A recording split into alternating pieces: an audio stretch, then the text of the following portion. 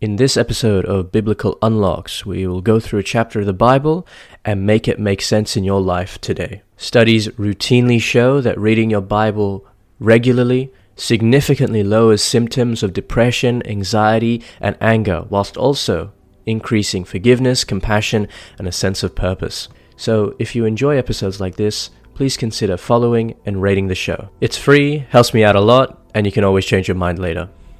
Enjoy the show.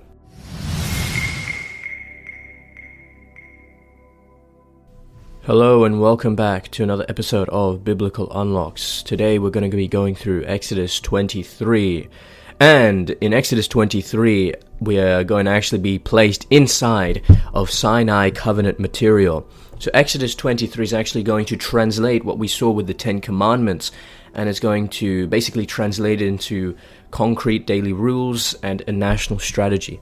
It's important that we recognize that these laws actually form a foundational basis for justice for the weak, mercy in ordinary life, and how do we worship God, how do we trust God, and how can we place communal order and prophetic wisdom in a society. So let's read. Verse 1, You shall not spread a false report. You shall not join hands with the wicked to act as a malicious witness. You shall not follow a majority in wrongdoing. When you bear witness in a lawsuit, you shall not side with the majority so as to pervert justice, nor shall you be partial to the poor in a lawsuit. Verse 4, When you come upon your enemy's ox or donkey going astray, you shall bring it back.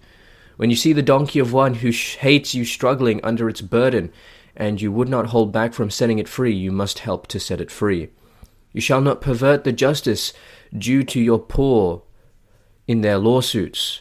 Keep far from a false charge, and do not kill the innocent and those in the right, for I will not acquit the guilty. You shall not take bribes, for a bribe blinds officials and subverts the cause of those who are in the right. You shall not oppress a resident alien. You know the heart of an alien, for you were aliens in the land of Egypt. Verse 10, 6 years you shall sow your land and gather in its yield, but the 7th year you shall let it rest and lie fallow, so that the poor of your people may eat, and what they leave the wild animals may eat. You shall do the same with your vineyard and with your olive orchard. Verse 12, 6 days you shall do your work, but on the 7th day you shall rest, so that your ox and your donkey may have relief, and your home-born slave and the resident alien may be refreshed. Be attentive to all that I have said to you. Do not invoke the names of other gods. Do not let them be heard on your lips. Verse 14, 3 times in the year you shall hold a festival for me. You shall observe the festival of unleavened bread as I commanded you. You shall eat unleavened bread for 7 days at the appointed time in the month of Abib, for in it you came out of Egypt. No one shall appear before me empty-handed. Verse 16, You shall observe the festival of harvest, of the first fruits of your labor, of what you sow in the field. You shall observe the festival of ingathering at the end of the year, when you gather in from the field the fruit of your labor. 3 times in the year all your males shall appear before the Lord God. You shall not offer the blood of my sacrifice with anything leavened, or let the fat of my festival remain until the morning. Verse 19, The choicest of the first fruits of your ground you shall bring into the house of the Lord your God. You shall not boil a kid in its mother's milk. Verse 20, I am going to send an angel in front of you to guard you on the way, and to bring you to the place that I have prepared. Be attentive and listen to his voice. Do not rebel against him, for he will not pardon your transgression. For my name is in him. But if you listen attentively to his voice and do all that I say, then I will be an enemy to your enemies and a foe to your foes. When my angel goes in front of you and brings you to the Amorites, the Hittites, the Perizzites, the Canaanites, the Hivites, the Jebusites, and I will blot them out, you shall not bow down to their gods or serve them or follow their practices, but you shall utterly demolish them and break their pillars in pieces. You shall serve the Lord your God, and I will bless your bread and your water, and I will take sickness away from among you. No one shall miscarry or be barren in your land. I will fulfill the number of your days. I will send my terror in front of you, and will throw into confusion all the people against whom you shall come. And I will make all your enemies turn their backs to you. And I will send swarms of hornets in front of you, which shall drive out the Hivites, the Canaanites, and the Hittites from before you. I will not drive them out from before you in 1 year, lest the land become desolate, and the wild animals multiply against you. Verse 30, little by little I will drive them out before you, until you have increased and possessed the land. I will set your borders from the Red Sea to the Sea of the Philistines, and from the wilderness to the Euphrates. For I will hand over to you the inhabitants of the land, and you shall drive them out before you. Verse 32, you shall make no covenant with them and their gods. They shall not live in your land, lest they make you sin against me. For if you serve their gods, it will surely be a snare to you.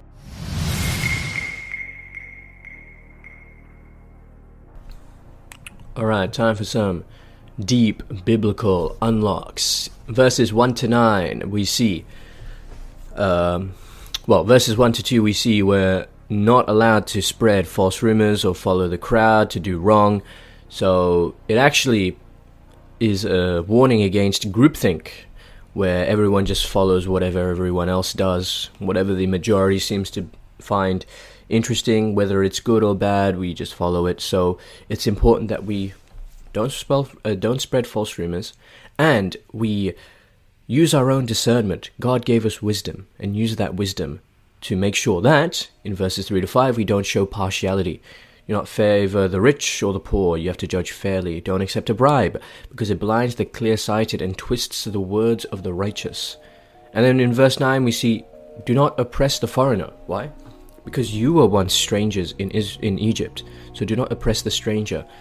These laws here, this moral framework, is going to be essential throughout the biblical narrative and the story of Israel as a people group. So, the 10 commandments about truth, loving thy neighbor, they're spelled out here in judicial terms.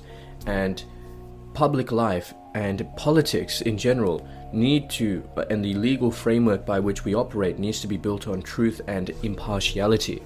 Because you were once an alien, so don't treat the resident alien poorly, because you were once an alien in Egypt and they treated you awfully. Furthermore, verse 4 to 5, if you come upon your enemy's ox or donkey fallen under its burden, help it up, do not ignore them. Because if you see an enemy's stray animal wandering, you should return it.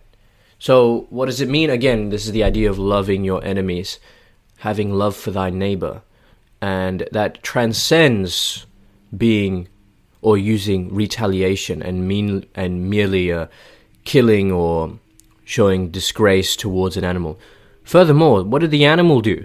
So it's like you return the lost animal and you're helping with a burden, and that is modeling God's mercy and moves society away from just perpetual vengeance and anger and the cycle of hatred.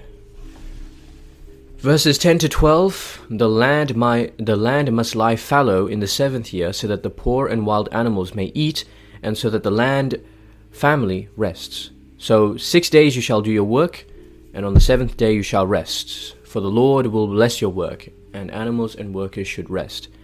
So the Sabbath, what do we mean by the Sabbath? It's ecological and social. So it's protecting the fertility of the land, it honors creation, it shows that humans have dignity, because servants and animals are instructed to rest. And this rhythm of the Sabbath, it prevents exhaustion, and it reminds Israel that soil and livelihood, everything ultimately belongs to God. So it's best to listen to what God has to offer, especially in a society, in contemporary society nowadays, where you just exploit agriculture and you cultivate things for your own benefit, as opposed to trusting in the Lord's provision. Verses 13 to 19, we have some more laws, and then 3 feasts that you must observe. So we're told to avoid foreign gods and names. So that's in verse 13. Do not invoke the names of other gods. Do not let them be heard. In verses 14 to 17, we have to observe the feast of unleavened bread, which is the Passover, the feast of harvest, which is weeks in Pentecost, or the feast of ingathering, the tabernacles, all males must appear before the Lord.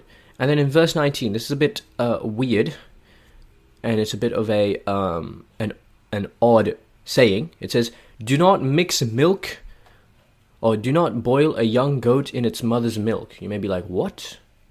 What? Why would they say that? In fact, I saw an atheist meme about this.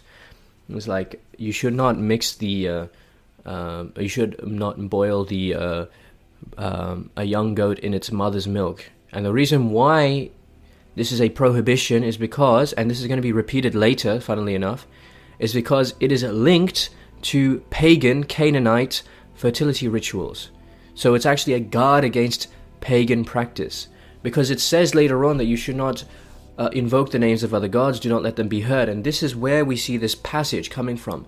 So if an atheist or someone tells you, oh, why does your book need to tell you that you shouldn't boil a young goat in its mother's milk?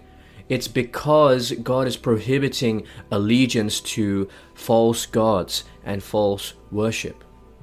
So the feasts here, they gather the nation all before God, and they help shape not only the community, the culture, and the testimony, reminding the Israelites, reminding them what God has done for them. Because we know these people, we as people have very short memories, and we fail to remember what God has done in our own lives. And it's important that these practices, the worship that is offered to God, is maintained pure and distinct from similar pagan ritualistic practices. In verses 20 to 23, God promises to send an angel before Israel to guard them and to bring them to the place he prepared. And the angel will warn and act. If Israel listens, God will be an enemy to their enemies. But God also says he will not drive out all the nations at once, lest the land become desolate and the wild beasts multiply. He will drive them out by degrees. Some nations will remain as tests. So what does that mean? The angelic guide who's going to reassure Israel of God's promise. What that means is that, again, God is going to be with them throughout. So there's going to be an angel who's going to be with them to tell them what's going to happen. Furthermore, the progressive dispossession of all of the land shows God's wisdom here. He places his wisdom and he measures his judgment, not all at once, but little by little, because it trains them to rely on God. Because if he did it all at once, then it's like one and done sort of business. You no longer need God, but rather God uses the remaining nations as a test to reveal how obedient and trustworthy Israel is to the one true God. In verses 24 to 33, you're asked, do not make covenants with the inhabitants, do not intermarry with them, and do not adopt their religious practices, because God will throw out nations before God, give their land, and establish Israel with firm borders. So Israel is commanded, break their altars, smash their images, and stop their worship practices. What does this imply? Covenant with God is incompatible with religious pluralism. So anytime that Israel forms an alliance or political or ritual associations with nearby pagan cultures, the result is a lack of obedience to God. God says, I am only one, there is no other gods but me. And anything further from this comes from the evil one. So in a sense you could say, well, God is prohibiting worship of other deities. But in another sense, God is doing this to protect Israel, saying, look, if you don't listen to what I'm saying, you're going to be miserable. You're going to actually give in to the snares and wickedness of the evil one. So it's most beneficial to you to actually listen to what God has to say. Funnily enough, as we keep learning over and over and over again, and this is something I found quite funny throughout the biblical narrative. God has a plan, you have a plan. Which plan are you going to follow? Follow your own plan, you lead to destruction. Follow God's plan, spiritual edification. So that's it for this episode of Biblical Unlocks. This show is designed to help you keep up your habit of reading the Bible, understanding the Bible, and applying it in your daily life. I upload daily, so if you don't want to miss tomorrow's episode, feel free to rate the show and follow. Otherwise, just have a blessed day. And always remember, If you're not in your word, you're in your feelings. Godspeed.